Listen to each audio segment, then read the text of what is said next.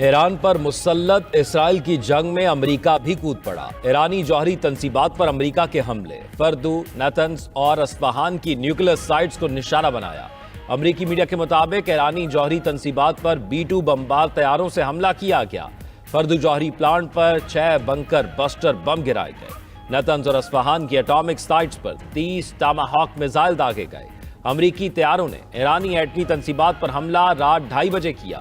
30,000 pound وزنی GBU-57 بم سے زیر زمین فردو جوہری پلانٹ کو نشانہ بنایا گیا۔ ایرانی میڈیا کے مطابق امریکی حملے سے فردو ایٹمی تنصیب کے داخلی اور خارجی حصے کو نقصان پہنچا۔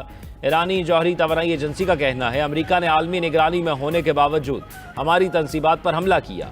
تینوں نیوکلیئر سائٹس پر آلودگی کے کوئی آثار نہیں، نہ ہی قریبی علاقوں کے رہائشیوں کو کوئی خطرہ ہے۔ افزودہ یورینیم کے ذخائر کو جوہری مقامات سے پہلے ہی ہٹا دیا گیا تھا۔ پرامن ایٹمی پروگرام جاری رہے گا۔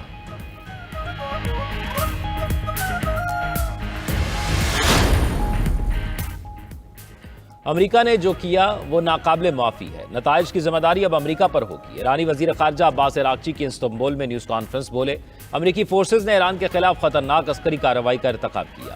اسرائیل کی نسل کش حکومت امریکہ کو بھی اس جنگ میں دھکیل لائی۔ ٹرمپ نے جنگیں ختم کرنے کا امریکی عوام سے کیا وعدہ بھی توڑ دیا۔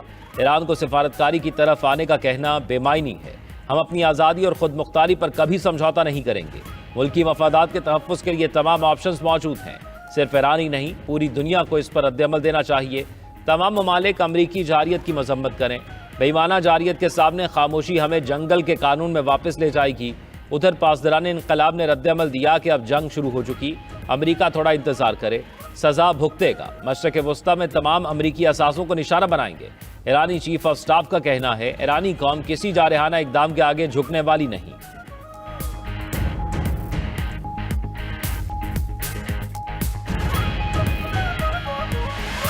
جاری کر دی۔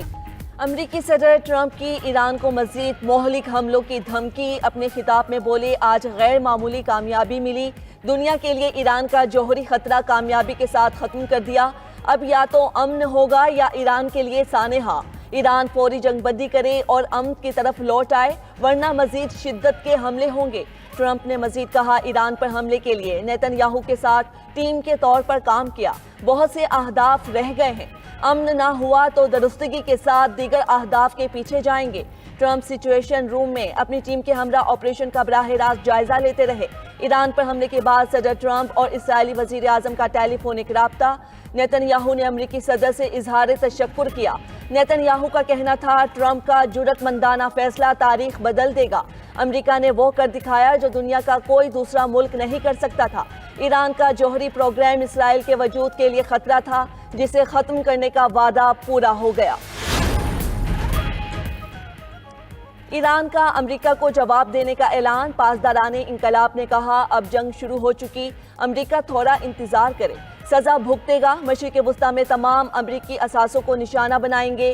ایرانی وزیر خارجہ عباس عراقچی نے کہا سلامتی کونسل کے مستقل رکن امریکہ نے بمباری پر امن جوہری تنصیبات پر حملہ کر کے UN چارٹر کی سنگین خلاف ورزی کی۔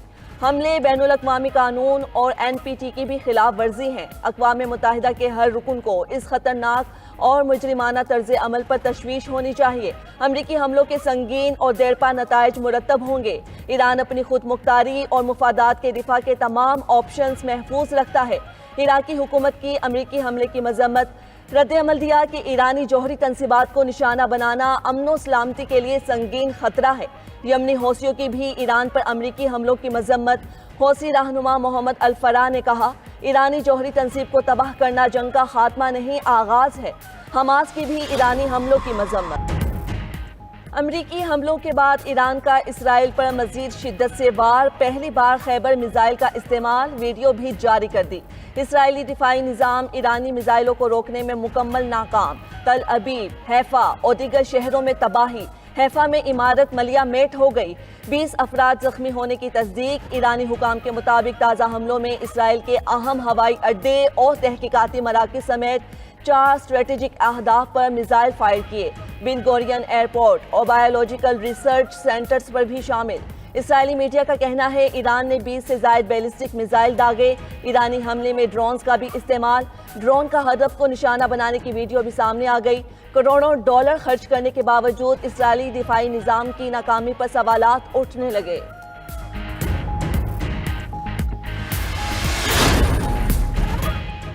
اقوام متحدہ نے امریکی حملے کو کشیدگی میں خطرناک اضافہ قرار دے دیا۔ U N secretary general Antonio Guterres نے تنازع تیزی سے بے قابو ہونے کا خدشہ ظاہر کر دیا۔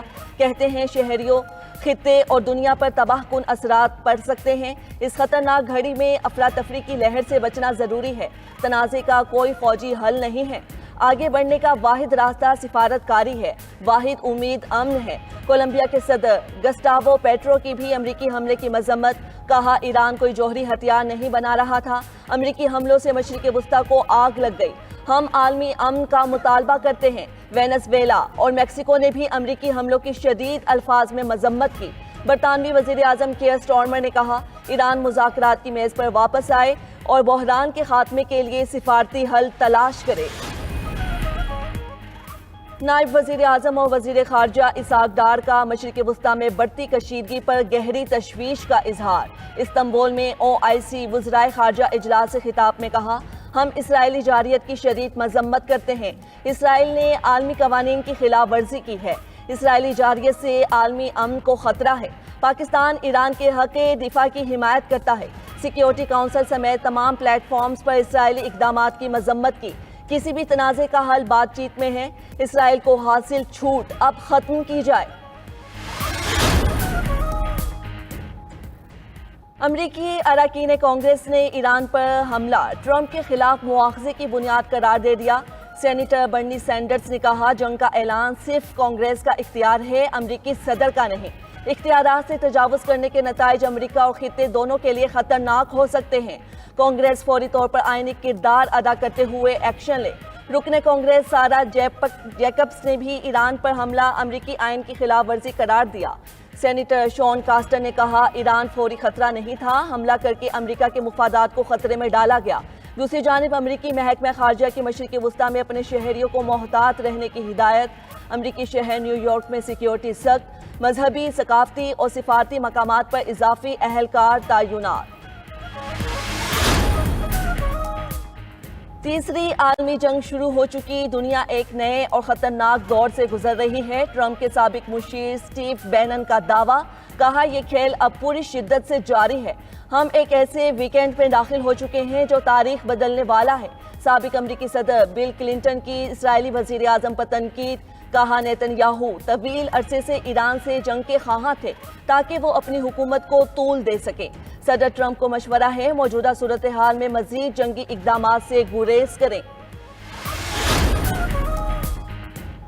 اگر ایران کے پاس جوہری ہتھیار ہیں تو انہیں ضرور استعمال کرے گا۔ روس کی سلامتی کونسل کے نائب چیئرمین دمیتری میدویدیو کہتے ہیں نیتن یاہو چلے جائیں گے لیکن ایران نئے آیت اللہ کی قیادت میں برقرار رہے گا۔ ایران کا پتہ نہیں لیکن اسرائیل کا خفیہ جوہری پروگرام ہے۔ اسرائیل اور ایران دونوں کو اپنے جوہری پروگرام ترک کر دینے چاہیے۔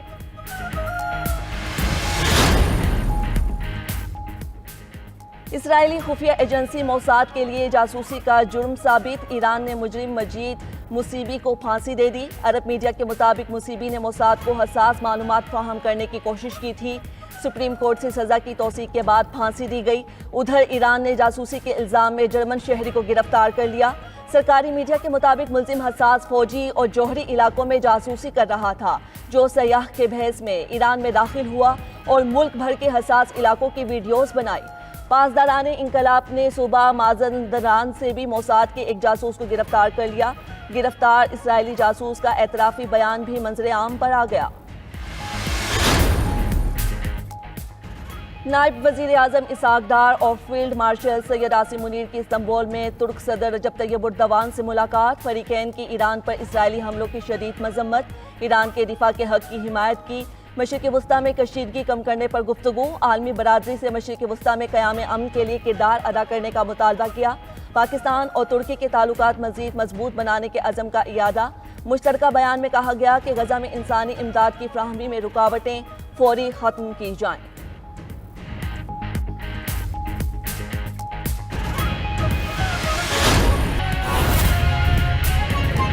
جبکہ سعودی وزارت خارجہ کا ایرانی جوہری اثاثوں پر حملوں پر تشویش کا اظہار۔ سعودی وزارت خارجہ کا کہنا ہے کہ ایران پر امریکی حملے کی صورتحال پر گہری نظر ہے۔ ایرانی خود مختاری کی خلاف ورزی ناقابل قبول ہے۔ سعودی وزارت خارجہ نے کشیدگی کم کرنے اور امن برقرار رکھنے پر زور دیا، کہا عالمی برادری پائیدار امن کے لیے مؤثر کردار ادا کرے۔ سعودی وزارت خارجہ نے کہا کہ ایران پر امریکی حملے کی صورتحال پر گہری نظر ہے۔ ایرانی خود مختاری کی خلاف ورزی ناقابل قبول ہے۔ سعودی وزارت خارجہ نے کشیدگی کم کرنے اور امن برقرار رکھنے پر زور دیا، کہا عالمی برادری پائیدار امن کے لیے مؤثر کردار ادا کرے، یہ ان کی جانب سے مطالبہ کیا گیا ہے۔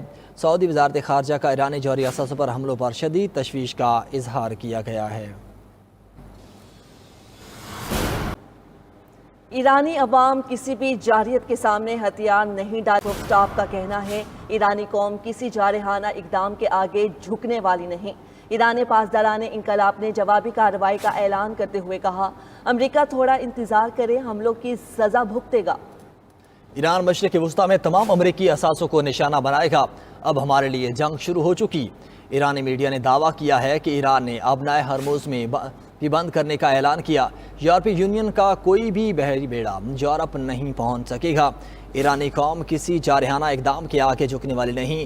ایرانی پاسداران انقلاب نے جوابی کارروائی کا اعلان کرتے ہوئے کہا امریکہ تھوڑا انتظار کرے، حملوں کی سزا بھگتے گا۔ ایران مشرق وسطی میں تمام امریکی اثاثوں کو نشانہ بنائے گا، اب ہمارے لیے جنگ شروع ہو چکی۔ ایرانی میڈیا نے دعویٰ کیا ہے کہ ایران نے آبنائے ہرموز بھی بند کرنے کا اعلان کیا۔ یورپی یونین کا کوئی بھی بحری بیڑا یورپ نہیں پہنچ سکے گا، یہ ان کی جانب سے واضح اعلان کیا گیا ہے۔ اسٹاف کا کہنا ہے ایرانی قوم کسی جارحانہ اقدام کے آگے جھکنے والی نہیں۔ ایران پاسداران انقلاب نے جوابی کارروائی کا اعلان کرتے ہوئے کہا امریکہ تھوڑا انتظار کرے، حملوں کی سزا بھگتے گا۔ ایران مشرق وسطی میں تمام امریکی اثاثوں کو نشانہ بنائے گا، اب ہمارے لیے جنگ شروع ہو چکی۔ ایرانی میڈیا نے دعویٰ کیا ہے کہ ایران نے ابنائے ہرموز میں بھی بند کرنے کا اعلان کیا۔ یورپی یونین کا کوئی بھی بحری بیڑا یورپ نہیں پہنچ سکے گا۔ ایرانی قوم کسی جارحانہ اقدام کے آگے جھکنے والی نہیں۔ ایرانی پاسداران انقلاب نے جوابی کارروائی کا اعلان کرتے ہوئے کہا امریکہ تھوڑا انتظار کرے، حملوں کی سزا بھگتے گا۔ ایران مشرق وسطی میں تمام امریکی اثاثوں کو نشانہ بنائے گا، اب ہمارے لیے جنگ شروع ہو چکی۔ ایرانی میڈیا نے دعویٰ کیا ہے کہ ایران نے آبنائے ہرموز بھی بند کرنے کا اعلان کیا۔ یورپی یونین کا کوئی بھی بحری بیڑا یورپ نہیں پہنچ سکے گا، یہ ان کی جانب سے واضح اعلان کیا گیا ہے۔